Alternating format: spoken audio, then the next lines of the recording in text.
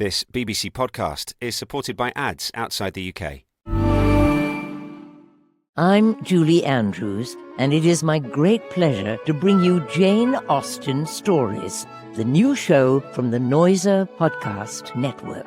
I'll be reading Pride and Prejudice.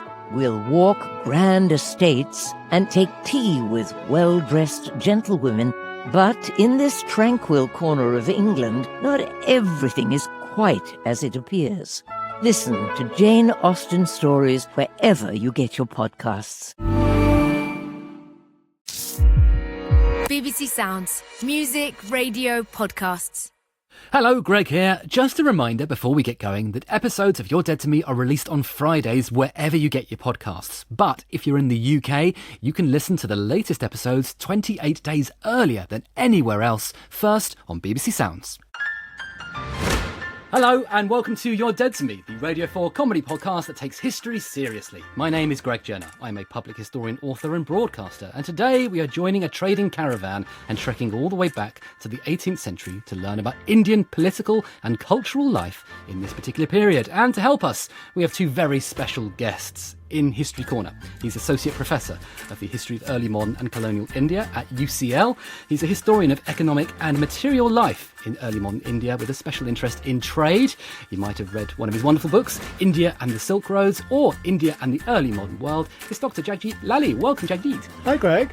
Delighted to have you here. And in Comedy Corner, he's a comedian, presenter and podcaster. You'll have seen him all over the TV on The MASH Report, QI, Mock the Week, Live at the Apollo, the best ever series of Taskmaster, no arguments. He's also the co-host of Pod Save the UK and a frequent guest on the Bugle podcast and Radio 4's News Quiz. He's very busy, and you might have seen one of his award-winning stand-up shows, including his most recent Nish Don't Kill My Vibe. It's Nish Kumar. Welcome, Nish. I'm thrilled to be here. Genuinely, I'm so excited. I will say I put myself in a bit of a difficult position here because I did study history to an undergraduate level. So, there's a lot of pressure on me to at least loosely sound like I know what I'm talking about. And I am feeling the genuine hot flush of panic. Just for the benefit of listeners, the three of us are sort of sat around. There's a circular seating arrangement, and it is genuinely giving me flashbacks to feeling underprepared in history seminars. I feel underprepared and slightly damp. And that was my state for most of 2005, 6 and 7. Lovely. How are you on 18th century India? 18th century India, I've got a loose bit of knowledge. Basically, I've got some awareness of 1857, the uprisings and how that... That's not the 18th century. Oh my God, I've got it wrong immediately. Get out, Nish. This is going to be fun. This is going to be an absolute disaster. I've got almost no knowledge of the 18th century in India. I know the white man turned up and was up to his usual malarkey. Guilty, yeah. That's my broad knowledge of this period of Indian history. Okay. The only bit of it this specific Indian history I studied, we did a bit of Mughal stuff because, the British... Warmer. State, You're getting warmer. Yeah. In the British state education curriculum, we like to do stuff before the British turn up, just to set the scene that it was bad. And we didn't make things that much worse in the grand scheme of things. And then I did a lot of stuff about the partition of India. Okay, yeah. But that was an elected choice in my A-levels. That's the only time I studied the British Empire in the course of my A-levels. I don't think that can be the case 22 odd years later. I don't believe history students are still getting to the end of their A-levels without touching the sides of some of the British Empire stuff. You'd hope, right? But I will say this sad intake of breath from the two historians I'm in a room with is really concerning me because I had sort of assumed that things had the dial had shifted. it's a process, I think. So, what do you know?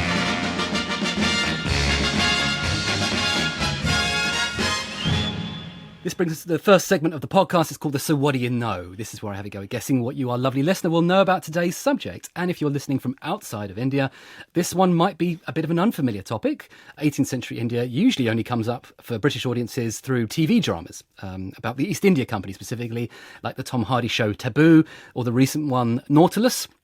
If you're a fan of Indian cinema, maybe you've seen the films Panipat about the 1761 battle between the Maratha and the Afghan army, or there's Bajirao Mastani, a tragic love story set at the Maratha court, or there's Kerala Varma Pasashi Raja, featuring the king of Katagam and his fight against the East India Company. I don't know if I'm murdering these lovely words, but I'm trying my best. But what was really going on in India in this period? How big a role did the British actually play, as Nish has alluded to, and how easy was it to get your coffee fix in 18th century Delhi? Let's find out. Right. Jagjit, can we start with some basics? Because I certainly feel out of my comfort zone here. When exactly are we talking about, and why is this such an exciting moment in Indian history? Well, I love the 18th century so much that I like to think of a really long 18th century. So longer than just 1700 to 1799. I really want everyone to get their value for money. So for me, the long 18th century probably started around the 1680s, when the Mughals are expanding their empire into the south, into the Indian peninsula. We can say it probably ended around about the 1820s, maybe even the 1840s, when the last of those great post-Mughal kingdoms were conquered by the East India Company. And in between that, there's a whole lot of stuff going on. It's a really exciting time of economic and cultural change and political change. I suppose another reason why I'm interested in a long 18th century is because we think of that kind of time period when we think about British history. So Britain from the Glorious Revolution through to the Industrial Revolution or Queen Victoria's reign. And I think that's quite a useful framing for comparison to what's going on in India. And one final reason why I like this long 18th century is because, you know, we associate that period with the Enlightenment, with coffee houses, all kinds of new material culture. And a lot of that stuff is going on in India too. It helps to think about all of that, I think. Okay, so 160 years into a century. That's a bit sneaky. Historians do like to do that. We do like to have very long centuries. Well, I'm about to enter my 40s, and I will be continuing to be in my 30s for another 5 years. The long 30th. Yeah, okay, I'm a big fan of the long decade, the long century. Time is elastic. Okay, so we've got our sort of our frame of reference. And I mean, you are a politics head. I mean, you co-host a politics podcast. You study politics at university. You are perhaps one of the most political comedians on the circuit, I think. So do you know what political entities are in India at this time? What empires, what states, what kingdoms? Beyond my sort of loose understanding of the Mughal Empire and the coming of the East India Company, my actual knowledge of what's going on in India in this period is very, very poor. Very poor. And also I think partly that's because my Indian family is from Kerala, which is the right at the southern tip of India. Mm. And so in some ways it's slightly removed from some of these events. They get very animated by communism, which continues to animate Kerala to this day. And then then a lot of them get very involved in the independence struggle in the kind of middle of the 20th century. But no, my knowledge of what's going on politically and culturally in 18th century India is very poor. Okay. Listeners will know we've done a Mughals episode before, and if you want to listen to that, you can. It's a good one.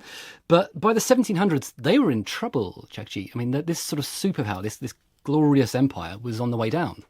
Yeah, it's definitely a bit of a turning point compared to what came before. So a bit of a recap, since you need to fill in some of the blanks. 100%. The founder of the Mughal Empire, he's born in Central Asia, and he's a descendant of both Genghis Khan and Timur, or Tamerlane, as some people might know him, these two great world conquerors. His name is Babur, and he defeats the sultans of Delhi to establish what we call the Mughal Empire in North India in 1526. And despite some setbacks, and there's a brief period of kind of Mughal interregnum where the Mughal emperor is in exile in Iran, apart from that, the empire basically grows in fits and starts through to about the end of the 17th, early 18th century, to the death of the 6th Emperor Aurangzeb. We used to talk about decline quite a lot, and what historians have really tried to emphasize is that there's a process of change and transformation that occurs after the empire starts to retreat territorially. Okay. The Emperor Aurangzeb, he dies, and there's a period of factionalism at court. There's a lack of clear leadership, and that's when I think the imperial centre starts to lose a grip over some of the outlying provinces. Fast forward a couple of decades, 1739, and that's when Nadir Shah marches from Iran into North India, and he sacks the capital city. He carries off all kinds of treasure, including the Kohinoor diamond, which is now in the Crown Jewels back to Iran. It has a really interesting history of how it ends up in the crown jewels, but that's for another show maybe. It is, yeah. And it's that invasion of 1739 that really emboldens people who are hungry for a bit of power of their own to maybe show a little bit less deference to the imperial centre, start going it alone a little bit. Because, of course, that invasion really dents the prestige of the Mughal dynasty and the Mughal family. So I would say there are two really important turning points. I mean, historians hate turning points, but there are two really important turning points. One is the death of Aurangzeb in 1707, and I guess the other would be Nader Shah's invasion in 1739. And we also have an Afghan ruler, Ahmed Shah Abdali, as well. He's sort of coming in from a different direction. Same direction. Same direction. Same direction. Oh. Ahmed Shah actually is part of that invasion in 1739. Oh, okay. So he's a military general who is co-opted by Nader Shah. And in 1747, when Nader Shah is assassinated... Spoiler, yeah. Ahmed Shah Abdali creates his own kingdom in Afghanistan, and he creates his own empire. We call it the Durrani Empire. It means Pearl of Pearls. And where is that happening? In the capital is in Kandahar. Right, okay. It then expands into bits of what is now Iran, and into North India. Wow. And Ahmed Shah conquers bits of India. He has these series of raids into North India, including in 1757, he reaches the imperial capital at Delhi, and he sort of holds the imperial nobility to ransom. Wow. That takes some serious... Kandahar to Delhi is not a short journey. No, it's not. No. I'm not a geographer, but even I know that's a long way. It is a long way, and a lot of treasure falls off the wagons on the way back from Delhi to Kandahar. It's fall off the wagon a euphemism for stolen. Yeah. Like how Derek Trottle sold some things that had fallen off a wagon. Yeah. Back of a lorry, yeah. Okay, good. So we've got various independent states throughout India, because as the Mughals sort of retrench, not necessarily decline, but as they, their territories reduce perhaps. So we've got independent states in Bengal, we've got Awadh, we've got Hyderabad, we've got Sikhs in Punjab. There's different powers rising, or perhaps just rising to prominence. Yeah, and there's a real range of different kinds of people who are seizing the moment there. So some of the states that you mentioned, Bengal, Hyderabad, Awadh, these are created by real insiders. So these are men who were appointed as provincial governors of Mughal provinces, who slowly start to sort of cut their ties, maybe stop paying tribute, maybe being less deferential to the imperial centre, and basically create sort of hereditary or personal kingdoms of their own. Is that because they're after Aurangzeb dies? It's really after 1739. It's really after Nader Shah's invasion. Right. What's going on in Kerala at this point? What are my ancestors up to? Yeah, it's really hard to slot that into the story. It really fit. What are my lads up to? Yeah, there's a lot of really exciting stuff, but it's not really post-Mughal. It's not really it doesn't really fit into that story. No, right. It has a really exciting independent story of its own. I'm always trying to figure out what's going on with my lads. We're always off doing our own thing. Let's talk about one of the rising powers then. This would be the Maratha. Is it in the Deccan Peninsula? That's in a sort of centre of the Indian subcontinent. They've got a leader by the name of Shivaji, is that right? What would you like to know about him, Greg? I would like to know... Well, I'm going to ask Nish. Why do you think he has fallen out with the Mughals? Well, Shivaji, as a name, suggests that he's Hindu. So is it a religious schism with the Mughals? Interesting, yes. No. Oh. Listen, it's nice to have an answer. I shouldn't laugh at people's mistakes. No, it's not what I... I wouldn't even say that's a mistake. I think that's a sensible suggestion. Listen, I'm here to learn. No, in fact, actually, Shivaji, like many people of many different faiths in this period, serves masters of other faiths. Right, yeah. These kinds of distinctions between different religious groups are being made in this period, but they're maybe not as hard and rigid as they've become today. Yeah, right. So we can kind of look back and we can sort of over-determine these kinds of religious conflicts. That's not to say that there aren't religious conflicts, but these religious boundaries are becoming ossified in this period. In fact, he serves a number of Muslim masters. His family are from fairly humble stock. Within a couple of generations, they've served Muslim rulers in the south of India, in the Deccan, and they've risen up the ranks. They've been made landed gentry of a sort. When the Mughals start moving into the south, into the Deccan, they start trying to expand their empire into the peninsula. Shivaji thinks this might be a good moment for him, so he tries to sort of broker an agreement with the Mughals. But I don't think the Mughals take him perhaps as seriously as they should have taken him. And I think that's where one of the falling outs happens. Wouldn't be the first time that the Mughals think of outsiders in this manner. I mean, they write about the Afghans in this way. They write about various groups who, over the 18th century, are coming to power in and around Delhi. They see them as sort of people who are outside of the Mughal order, who people are uncivilized or a bit rough around the edges. In the end, it doesn't really matter, because what Shivaji does is he has himself coronated as a king. And in 1674, he assembles a group of Brahmin priests who perform all the necessary rituals in order to have him crowned as a Chhatrapati, a lord of the umbrella, which is kind of like a kind of lordly title. It's a baller move. Get yourself crowned king. I'm amazed it doesn't happen more often. Listen, if you're listening right now and you own your own home, congratulations to you. Why not declare yourself the king of it and see how you go from there? It's as made up as the actual king. So Shivaji founds essentially the Maratha kind of empire. I mean, it rises, it grows, it expands. Suddenly it becomes a dominant power in the central region, the Deccan Peninsula. And what's the political arrangement? So yeah, the empire is expanding, and I think the Marathas really seize the moment after Aurangzeb's death and the political instability in the imperial court, as well as the lack of clear leadership, to expand in the south. A really key development is the sharing of power with the Peshwas. And the Peshwas are basically, they're like prime ministers, and they basically become the de facto rulers of the Maratha lands, which are kind of expanding through the 18th century. And they do lots of really great stuff. So I sound like I'm on their payroll. They attract talented literate elites. They entice them to work in their bureaucracy, and the bureaucracy is becoming kind of more streamlined and more efficient. And it's also under the Maratha Peshwas that relatively poor banking and credit facilities in the south are improved. And that's really important for trade and for the health of the economy as a whole. Let's talk about the Rajput Empire as well, because this is another power rising and suddenly having a good time. Where is this in the geography of India? Are we in the north? The Rajputs that most people think about when they think about the Rajputs, I'm sure lots of people are thinking about the Rajputs a lot of the time. It's like the Roman Empire for brown people. Yeah. Are the ruling house? About them again. Oh my goodness! How many times today? Oh, 5 times at least. Wow, it's a slow day today. Yeah. So the grandest of all the Rajput royal houses are the ones that are in what's today Rajasthan.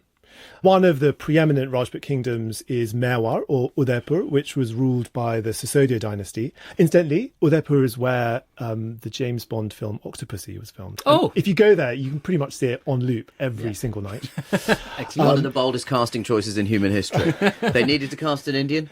Who did they go to? One of the actors from the second biggest film industry in the world, I think, at the time? No, tennis player. The main Indian guy in Octopussy is Vijay Amritraj. He's a tennis player. As well as the Udaipur Rajput court, at Marwar, there are the Rathors, with their capital at Jodhpur, and then the Kachwahas in neighbouring Jaipur.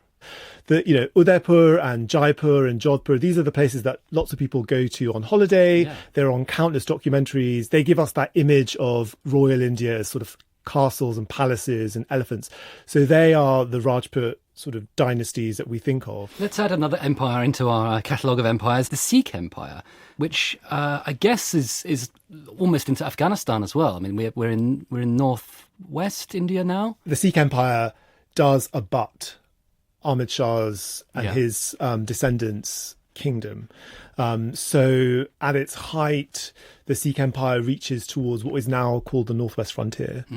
But the Sikh Empire is one that's formed quite late in the 18th century, in fact, right at the end of the century, which is why I like the idea of a long 18th century.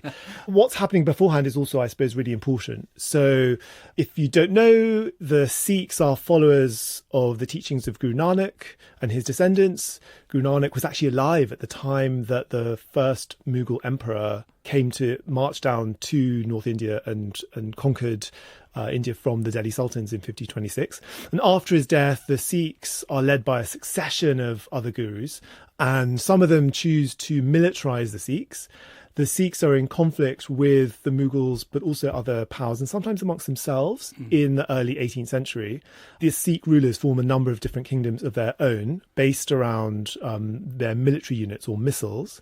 And then it's in 1799 that these misls are united by Ranjit Singh into the Sikh Empire. So it's 12 misls that combine into an empire. Yeah. So Maharaja Ranjit Singh captured Lahore in 1799. That's your big year that you wanted to sneak into the long 18th century, right? Yes, and he is alive until... Wait, what year have we snuck in? 1799, which, is right at the tail end. But he keeps... come on, that's in the century. It's like when a movie comes out in 1989, you're like, it's an 80s movie. It's an 80s movie. Sure, but he keeps ruling for ages, right? Yeah, he dies in 1839. And his descendants are also on the throne for a couple more years. But that's when the East India Company sort of swoops in. And We'll get to that bit later, Jackie.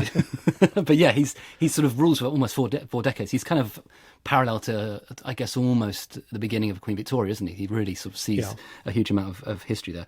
And now it's time to introduce the cameo that we've all been waiting for into the story. Who am I talking about, Nish? The East India Company. Yes. The whites are here! It wasn't just, actually, the British. There was the Dutch as well, right? Oh, good knowledge. Yeah. There was a Dutch East India Company as There well, was, right? yeah. Yeah. Why did none of these people have their own names? What would you have pitched as a name? I don't know. I'm trying to think of a Dutch reference, and all I can think of is Dennis Bergkamp, the Arsenal and Holland footballer. The Dennis Bergkamp Empire. You're right about the Dutch. There's actually several European nations who are elbowing their way in. I mean, they're not invited in, right? So, I mean, can you sort of run us through some of them? It all began, of course, with Vasco da Gama's famous voyage to Asia. He gets to India in 1498, and a year later, he's already back in Portugal. And in the decades that follow, for much of the 16th century, the Portuguese are exploiting this new knowledge of how to get to Asia.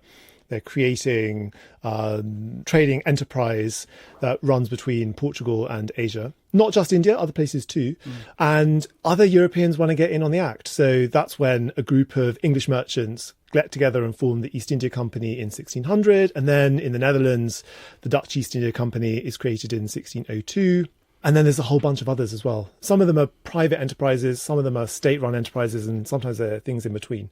Yeah, why are all these companies packing heat? Like, that's the thing that I've always struggled to wrap my mind around, like, because especially as we sort of live in an era where now large multinational corporations are starting to sort of almost supersede the nation state. Like, are we about to go back to, like, Amazon having a private drone army or something? Please like, no. All those data centers are bad in the enough. interest of BBC impartiality, other companies could have a drone army. The Metamarines, yeah. One country we haven't mentioned, actually, Nish, do you want to guess another European power? Whenever you talk about European colonisers, the Belgians are always acting up. Good. The Belgians are always acting up. They're always gifting countries to their stupid kings.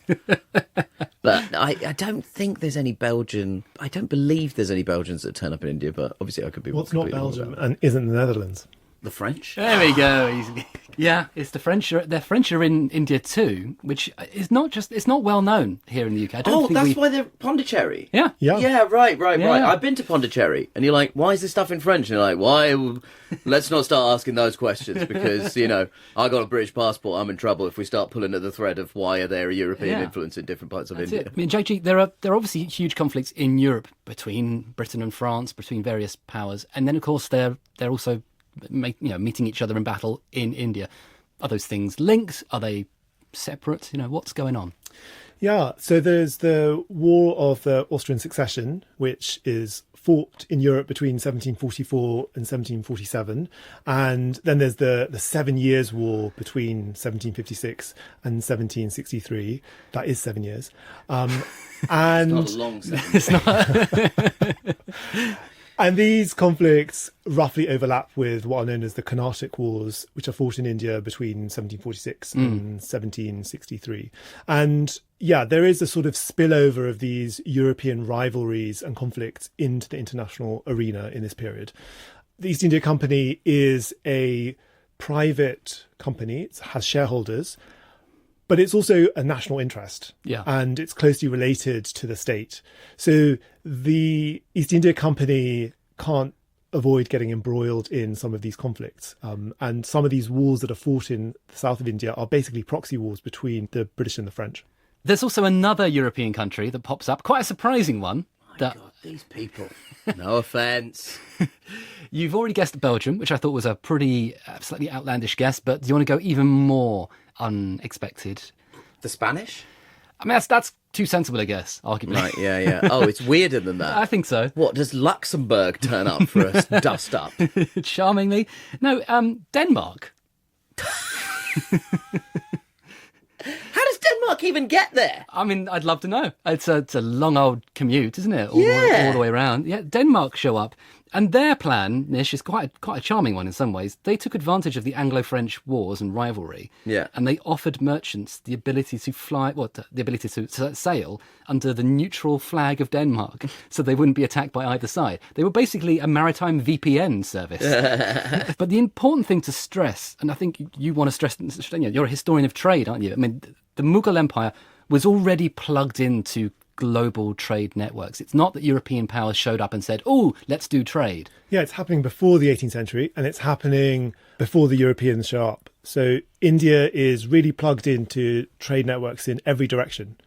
So there's the caravan routes, which I've worked on a bit, between India and Central Asia, Iran, parts of Russia, so towards the north, and then going towards the west, there are all the ports in the Arab Peninsula, the Red Sea region, and East Africa.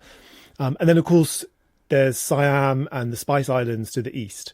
And these are just some of the places where you either find Indian goods or you find Indian merchants. It says in the script here that they were trading with as far away as Bristol. How do we know that? How is Bristol trading with India in the 18th century? Well, by the 18th century, there's definitely trade, I think, between England and India. There's trade between England and India, direct trade, once the East India Company is formed. There are times when goods are not allowed into Britain. So there's this real craze for cotton textiles from India, calicos, and it's there's such a kind of fever for it that there's a fear that it's putting British textile manufacturers out of business. And so goods are smuggled in from the coast. Bristol's an important port. But also Mexico City, right? So there's this idea that there's trade happening between India and Mexico City, which is literally the new world, in the 16th and 17th century parlance. Yeah, there's lots of really exciting new research, which has been not just about trade between Asia and Europe, but trade at a more global level. And the Spanish are moving goods between Asia and the New World, sometimes by crossing the Pacific and sometimes by using the route that goes around Africa into Europe and then to the Americas. And what we're starting to kind of realize is that the reach of some of these goods are really global. So it's not just the rich in England who are decorating their country houses with fine Chinese wallpapers and Indian textiles and so on. It's also there's kinds of cloth that are used in the transatlantic slave trade between Africa and the Americas, and Indian cloth is a medium of exchange in the transatlantic slave trade. But there are also fairly ordinary Mexicans who are buying Indian and Chinese goods. Amazing. It's mainly textiles, or textile spices, a combination of a bunch of things. Textiles and spices, definitely. Yeah. Indigo's a big one, isn't it? Is that going global, indigo? Because that's a... Oh, I've got a good story about indigo. Oh, go on then. Yeah, give us your... Well, I don't know if it's a good story. No, you've got to deliver now. Oh, I know. You've given us... So indigo, it's called indigo because it comes from India. You got to go India to get it. There is an airline in India called Indigo. There is Indigo. You want indigo, you got to go Indy. So the Europeans... for listeners, I'm considered to be an intelligent comedian, so that tells you what the intellectual capacity is for the rest of my profession. Okay, so indigo, yes.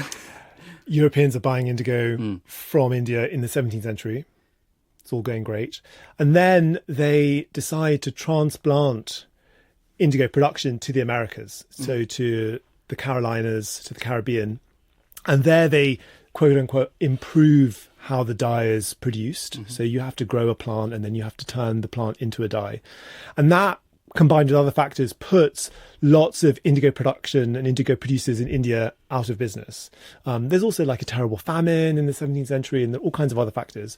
But that doesn't mean that people who are using indigo dye within Asia stop needing indigo dye. And one of the things that happens in this period is that new places start to produce indigo dye in this period. So in parts of Punjab near Afghanistan, there are relatively new, in fact, probably entirely new indigo fields planted with indigo and dye that's being produced there for the caravan trade to Afghanistan and Iran and Central Asia. And this is also happening in other places where indigo can be produced and where rulers want the revenues that come from the tax on valuable goods like indigo. Amazing. There's also saltpeter is a big export as well, which is, used in gunpowder, right? Saltpeter. Yeah, that's why you need it. Yeah, if you want to blow things up, you need saltpeter. Another one would be the growth of the coffee house culture.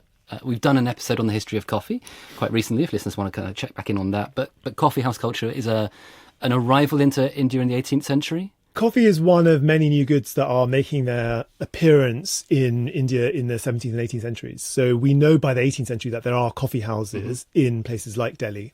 I want to work on this a bit more, actually. I want to know more about these coffee houses. Were they like the original coffee houses in the Ottoman world, which gave us the kind of prototype for the coffee house, or were they different? Or was it like Gunther working there? And like everyone hanging out talking about whether Ross and Rachel were on a break? What bits of coffee house culture? Did people have a muffin with their coffee? I mean, those are all the really important questions. Yes. Was Phoebe on guitar? Was Smelly Phoebe cats? playing guitar? That's what we need to know. These are the questions we need to know. And the interesting thing that, I'm going to have to use the dreaded C word now, capitalism. Oi. The 18th century is the era in which people would often say capitalism is invented. Some would say slightly earlier, but there's the idea that this is the era of like hardcore finance, almost as we think of it, like, where corporations and nation states are using money almost as a weapon somehow. But what does capitalism mean, and how is it arriving into India, or has it been there all along? Well, we think of capitalism as this uniquely European invention, that it's something that emerges in Europe. These Tuscan bankers are creating banks, and that's the kind of master narrative. But one of the things we've known for quite a while now is that there are similar developments in banking and finance and trade and the market that are happening fairly simultaneously across Europe, but also the Middle East and parts of Asia, including India. And this is not a new development in the 18th century. This is something that has been unfurling for a long time, for at least 2 centuries by the 18th century. But I think it comes to a kind of crescendo in the 18th century. Okay. 2 things stand out. One is that the market has really encroached people's lives much more by the 18th century. People's awareness of the value of real estate and their assets, for example, has intensified by this period. People are really fighting over them, and they're getting bits of paper signed and notarized because they know what the market for property is like, for example. And that's just one example. Wow. I suppose the second thing that comes to mind is the growing power of merchants and bankers. And they don't form a bourgeoisie like they do in Europe, but they are becoming more important, and their relationship to the state is becoming much closer. And that's partly because of what's happening in India in the 18th century. So you have these new rulers, and some old rulers too, rulers of these states who are building up their kingdoms. And what do they need? They need money. And how are they going to get money? They're going to get money by having a bureaucracy that doesn't leak money, and by increasing the amount of production and trade that's happening within their kingdom. So they bring land under cultivation, they try and attract new kinds of cultivation there that maybe didn't happen previously, they try and create new trade routes, maybe have new kinds of manufacturing. And merchants and bankers are financing that. I'm Julie Andrews, and it is my great pleasure to bring you Jane Austen Stories, the new show from the Noiser Podcast Network. I'll be reading Pride and Prejudice. We'll walk grand estates and take tea with well-dressed gentlewomen. But in this tranquil corner of England, not everything is quite as it appears. Listen to Jane Austen Stories wherever you get your podcasts. And they're also, sometimes their family members are part of that bureaucracy too. And as well as banking, as well as merchants, and as well as insurance firms and so on, that sort of thing. We also get another profession beginning with M, an important profession, a beloved profession. Do you want to guess what that would be, Nish? Mirth makers. The first comedians emerge. There are lots of those actually in the 18th century. Really? Yeah. Fantastic. I don't know if there are more, but they're definitely more prominent. Yeah. Wow. No, I said beloved. Mercenaries. Hey, we here we go. get the mercenary class who show up. Nish, have you ever heard of Amir Khan? But Amir Khan? Yeah. Boy, you mean the incredibly famous actor? No, not that one from Lagan, and not the boxer either. Have I heard of Amir Khan? Of course I've heard of Amir Khan. No, this is the third most famous Amir Khan, probably, after the pugilist as well. Jagjit, who was Amir Khan, the Afghan mercenary? He's a big deal, right? Yeah, he began his rise by serving the Marathas, who gave him a royal title. And they gave him some land that he formed into a kind of principality. He then joined the Maharaja of Jodhpur's service, Jodhpur again. But his scheming got him into trouble, which is unsurprising given that he was implicated in poisoning one of the king's favourites. And so he's expelled from Jodhpur in 1815. But he wasn't unusual. I mean, there are lots of mercenaries. There's what I've called a whole market for violence, which already exists by the 18th century, but in the 18th century, when there is all this competition over land to, fashion your own kingdom and make your own state, when so much is at stake, those kinds of actors are becoming more powerful, more important. And it's not uncommon for some of them to be given land in return for their loyal service and to form principalities of their own, making this even more complicated, this whole patchwork of different states. I mean, in the end, it doesn't work out for him, right? I think he sort of just goes to Tonk, which is his principality, and he just retreats and has a nice retirement. Oh, really? Okay. Does he really? I don't know. Actually. Oh, right, yeah. It's just, you don't associate mercenaries with, winding down. He doesn't. When you hear mercenary, you don't think gentle retirement, getting into gardening. And if you do, they're up to something. Yeah. You sort of feel with mercenaries, it's probably going to end quite badly. So we talked about monarchs, we talked about merchants, we talked about mercenaries, we talked about mirth makers. Thank you, Nish. Let's discuss how society was structured. Was there a rigid class system? Did it change during the 18th century? What most people think of when they think of India and a rigid class system isn't class, it's probably caste. Okay. And this is the subject of quite a lot of debate. So we know that caste is associated with what we today call Hinduism. We know that the Vedic texts talk about a fourfold moral order, which is comprised of Brahmins, who are a priestly caste, Kshatriyas, who are rulers and warriors, Vaishyas, who are involved in commerce, and then Shudras, who are various kinds of labouring groups. That much we know. What's debated is when this system came to dominate Indian society, and how much it dominated Indian society. So at one extreme is the view that it's existed from time immemorial, it's always been really important. At the other end is the view that, at the other extreme, is the view that it's the East India Company, it's the British who completely misunderstand caste, and they make it much more of a thing than it ever has been or ever was. Okay. But in between that is probably where the consensus is about caste, that actually it's through the 17th and the 18th centuries that caste is coming to become more important in more places, in more parts of India than it ever was before. Okay. And Shivaji's coronation is a good example of this, right? Because he's from fairly humble stock, but he wants to be a Kshatriya because Kshatriyas are the warrior caste. The Rajputs are all Kshatriyas. So if he wants to be recognised as a kind of prestigious king, he has to be a Kshatriya. Who does he get to invest him as a Kshatriya? Brahmins, who are the priestly caste. So this whole coronation sort of reifies and consolidates caste and the caste order. Can we talk quickly about gender relations and the idea of perhaps masculinity, femininity? Do we see any changes or evolutions in how relationships between men and women might be expressed? There's some really great new work which suggests that there's not only a relationship between rulers of states, kings, kshatriyas sometimes, and merchants, but also between them and Brahmins. And that what's happening in this period is that caste society is being made, and the kind of caste order that's coming into being is much more patriarchal. That women are seen as a kind of property, and that their bodies, their bodily freedoms are becoming much more regulated as a result. But the evidence comes from Rajasthan, and I think whether we can generalize that picture across all of India, well, we have to wait and see. What we do know about other parts of India is that, like in much of the pre-modern world, and like, today, women are really vulnerable if they don't have independent means. And so we see women in this period, increasingly as we get through the period, trying to build up their personal wealth. Royal women, gentry women, occasionally some ordinary women too. So they are investing in property or in trade and so on in cultivation, in order to amass a fortune of their own. The political and economic dynamism of this era was reflected in the arts. In what way?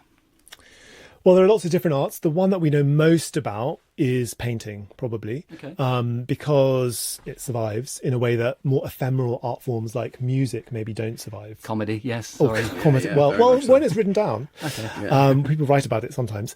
And terrible, 2 stars. Yeah, exactly. The lasting memory is a 1.5-star review I got from the Herald Sun in Australia in 2014.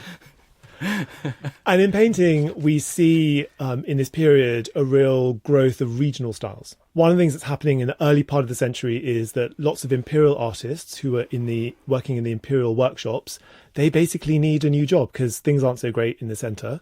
And so they look for patronage opportunities further afield. In fact, this process is starting maybe in the late 17th century, before Aurangzeb's death.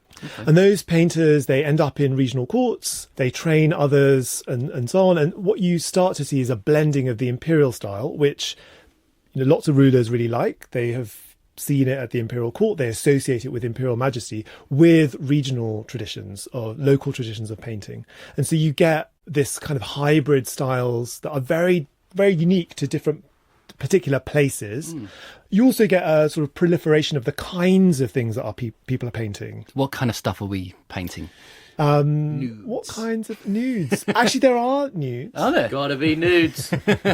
Artists are turning out pictures of famous people, so of the ruler, his clansmen, other notables in society. This is something that they pick up from Mughal tradition.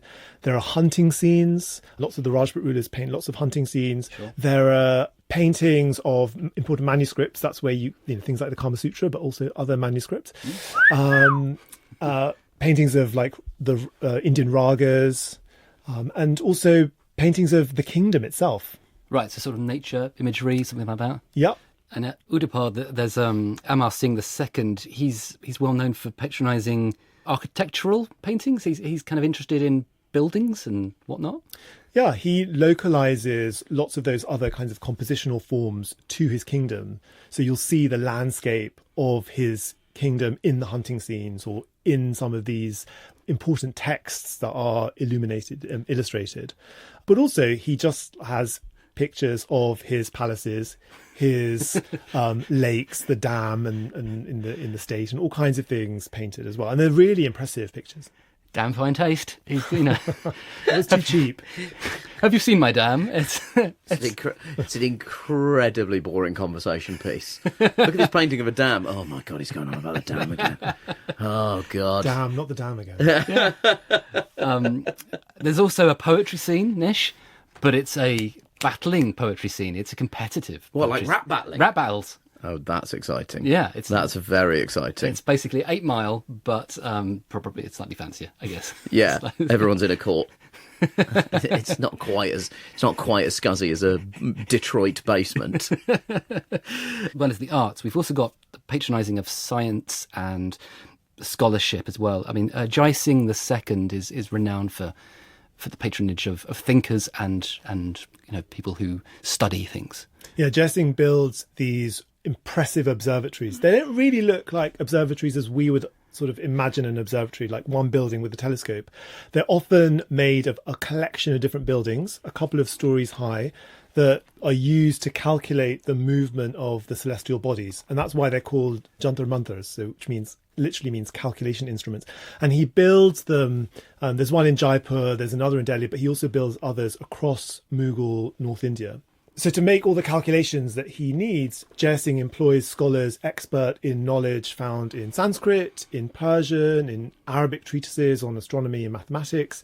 And they use their data to prepare a text that Jai Singh dedicates to the Mughal emperor, but it's used widely across North India and other parts of the Islamic world. What's in the text? It's a series of like data tables. Oh, wow! I mean, that's kind of disappointing. If you spend quite a lot of money and then They're really important, though. I know, but yeah. you're like, come on, it's a spreadsheet, mate. Come on. I was hoping for a picture of a dam. I dedicate this spreadsheet to the emperor. Shout out to my main man. If you look at column B12, it's actually really interesting data there. So we have rough audiobook to listen to as well. Really rough audiobook. So we've got scholarship. We have multilingual manuscripts. We have, say Persian, Arabic, English, German, French, right. Latin, Bengali, Hindi. Okay, so it's a really multicultural, multi-faith, sort of traditional world we're talking about here. India is all sorts of things happening simultaneously. Well, Jai Singh, definitely, yeah. Oh, really? Okay. This is just at his court. Yeah. Well, there are other observatories and other kinds of learned astronomers doing important things in other parts of India. It's just that we know much more about Jai Singh because he makes these massive observatories and he writes this much more interesting book than we're giving him credit for. He's also into city planning, Jai Singh. He's big on kind of the ideal city. Nish, what would be your ideal city? If you could start from scratch and Nish, if you could build Nishtropolis. Nishtropolis. I think when you go through the grid systems in American cities, you think, well, that does make a lot of sense. If you can plan that out, it does mean that you're never fully lost. But then you do lose something of the charm of... the thing that I think is interesting about London is it's never been planned. Yeah. And actually, I would say Mumbai has the same energy. There's no one has planned these cities. Like, these were cities that sort of just grew sort of organically. And it looks like a kind of wild tree stand when you actually look at it from above. Whereas North American cities were sort of...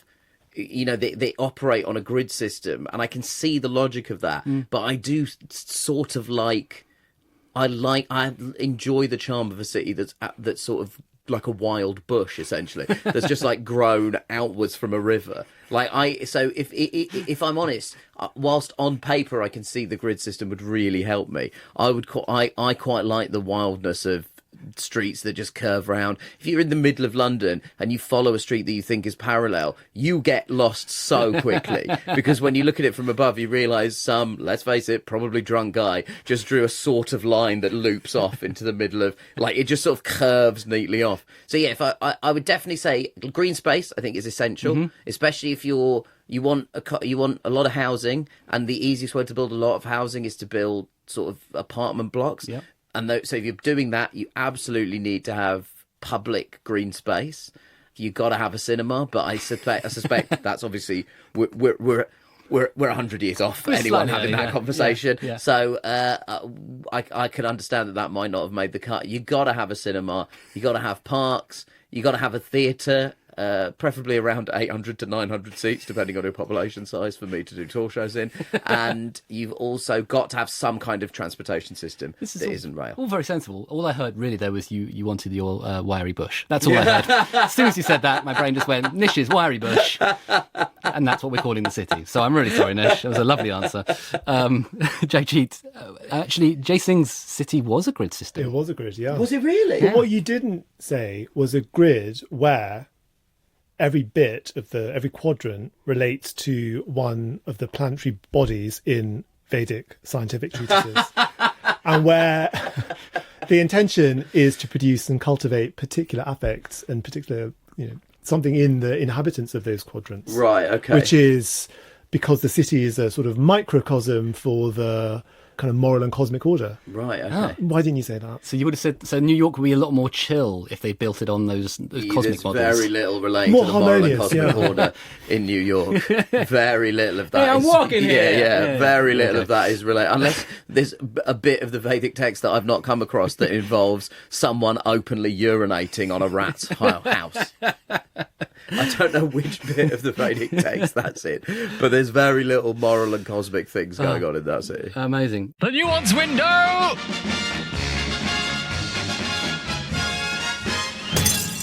Well, it's time now for the Nuance Window. This is the part of the show where Nish and I pull out our paintbrushes and poetry books for 2 minutes while Dr. Jagjeet takes centre stage to tell us something we need to know about India in the 18th century. My stopwatch is ready.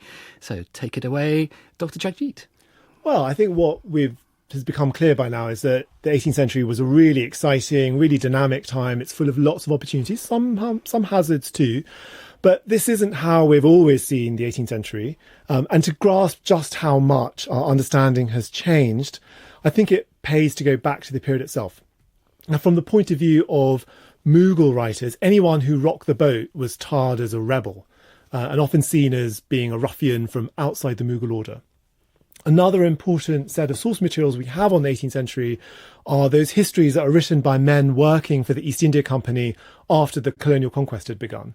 And these writers had a vested interest in helping the company legitimate its new spoils. And so they portrayed the company as the font of order and peace and prosperity.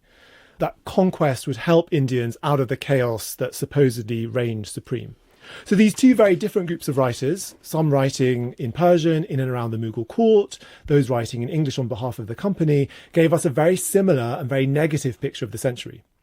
And that picture more or less persisted until around about the late 1970s, when historians started to turn their attention to all these new regional courts that we've been talking about. And they started to look at new kinds of sources in order to do that, including those Udaipur paintings, in fact.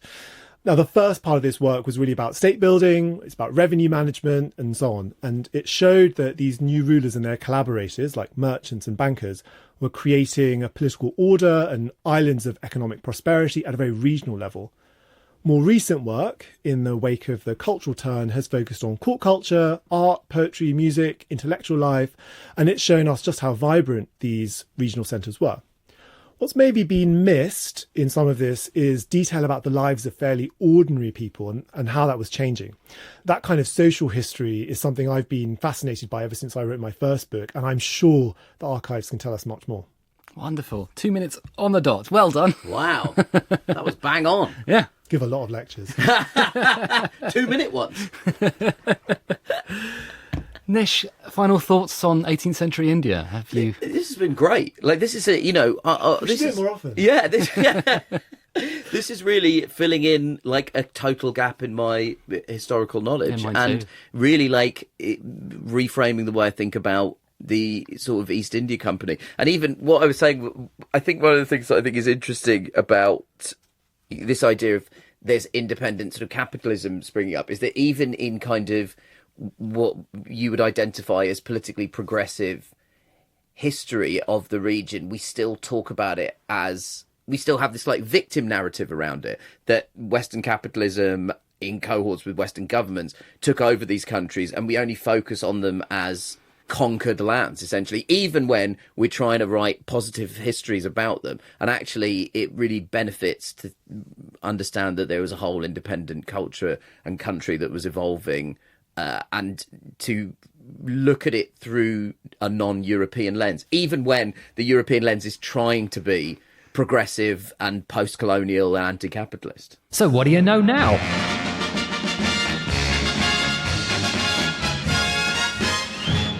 So it's time now for the So What Do You Know Now? This is our quickfire quiz for Nish to see how much he has remembered and learned. Oh boy. Nish, are you feeling confident? You have taken I've taken a lot of notes. Extensive notes. How many pages are we talking here, We're Nish? talking 1, 2, 3, 4, 5, 6, 7, Oh, no. 8, 9, Oh, wow. 10, 11, Oh. 12, 13. 13 pages. Competitive, aren't you? You have eclipsed Well, Sally I Phillips. was literally like, I've got no idea what's going on. I better write everything. Sally Phillips, I think, did 12 pages. You've gone 13. Suck it, Phillips. You've written your own doctorate Yeah. over here, this thesis. Amazing. Okay, we've got 10 questions for you. So, question 1. Which famed Indian empire was founded by Babur in the early 1500s? The Mughal Empire. Ah, very good. Straight in. All right, question 2. Which surprising European country had Indian trading outposts and let merchants borrow its flag? Denmark. It was Denmark. I love that story. That's a wild piece of knowledge, man. That's a really wild piece of information. Question 3. Name 2 commonly exported Indian goods in the 18th century. Textiles and spices. Very good. You could add indigo and saltpeter as well. Question 4. What profession did Amir Khan, the third most famous Amir Khan, belong to? Mercenary. He was. He loved it all day long. Question 5. Which northern empire, made by uniting 12 missiles, was formed by Maharaja Ranjit Singh in 1799? The Sikh Empire. Very good. Question 6. What kind of paintings were popular at the Udaipur court? Let me have a little look at my notes. It was actually, it was just mentioned, wasn't it? TikTok. Paintings of landscapes. It was landscapes, buildings and dams, of course. Oh, yeah, the dams. Yeah. Question 7. Which Rajput ruler was known for his patronage of art, astronomy and learning? That was my main man, Jaya Singh. It was the second. Very good. Question 8. What was the name of the 17th century Maratha leader who had himself crowned king? That would be Shivaji. Very good. Oh, I mean, the note system is working very well. The note system is really playing off. Question 9. What was distinctive about Jai Singh's plan for the city of Jaipur? It was divided into the 4 Vedic quadrants. 9 divisions, nine, yeah. I will give you that. Yeah. I mean, this for a perfect 10 out of 10, and I've even got a bonus question for you. Question 10. In which Rajput capital was the 1983 James Bond film Octopussy filmed? It was in Udaipur. It was. That's 10 out of 10. Can he get 11? For a bonus point, which Indian tennis player starred in the movie? Vijay Amritraj. 11 out of 10. He's done it. What I will say is, this has been... It's showed me in some ways my intellectual capacity has not moved on from when I was a student, because this is basically what I was like as a student. Knew nothing. Knew absolutely nothing, and then was able to retain quite a lot of information in quite a short-term period, and then did really well on exams. I fear that if we met tomorrow and you asked me those same questions, I would only get the one about Octopussy correct. That's the beauty. It's recorded. Yeah, exactly. You can listen to it again and again, Exactly. every day. You can just play it to people and say, I know this stuff because that's me on the recording. But that whole episode in microcosm is what I was like as a student. Like, and absolutely knew nothing, and then right at the end would just quickly retain a lot of information, regurgitate it, and then move on. You're not the only comedian to have said that. Well, thank you so much, Nish. Thank you so much, Jagjit. And listener, if you want more Indian history, check out our episodes on the Mughal Empire or on the history of Bollywood cinema. That was a fun one. And if you want a different perspective on the 18th century, why not listen to our episode on black people in Georgian England? But I'd just like to say a huge thank you to our guests in History Corner. We had the incredible Dr. Jagjit Lally from UCL. Thank you, Jagjit. Thanks, Greg. It's been an absolute hoot. And in Comedy Corner, we had the fantastic Nish Kumar. Thank you, Nish. Thank you very much for having me. It was very educational. I hope to remember some of it. Octopussy. And to you, lovely listener, join me next time as we shine new light on historical periods. But for now, I'm off to go and make my fortune by investing in indigo. Hopefully, I'm not hundreds of years too late. Bye! You're Dead to Me is a BBC Studios audio production for BBC Radio 4.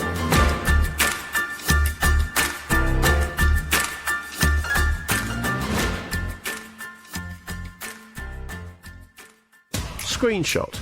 It gave me as an actress just what I was craving. They were both very mature as filmmakers. This was a film that spoke to a red state, blue state divide.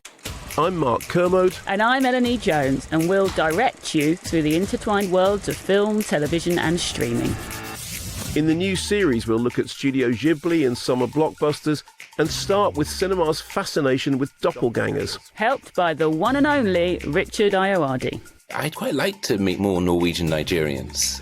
In fact, if there's a meeting, I'll happily attend. Screenshot from BBC Radio 4. Listen now on BBC Sounds.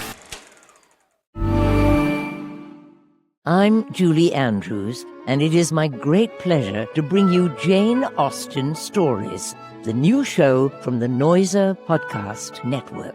I'll be reading Pride and Prejudice. We'll walk grand estates and take tea with well-dressed gentlewomen. But in this tranquil corner of England, not everything is quite as it appears. Listen to Jane Austen Stories wherever you get your podcasts.